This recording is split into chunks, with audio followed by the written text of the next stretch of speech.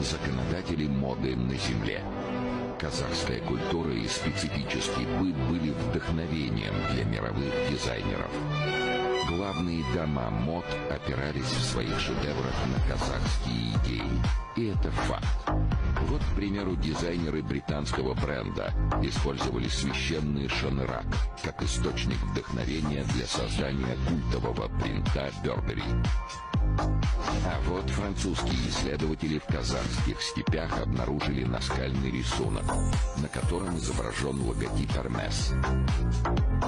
В недавних археологических раскопках были найдены древние тюркские письмена, которые могут объяснить происхождение Фенди.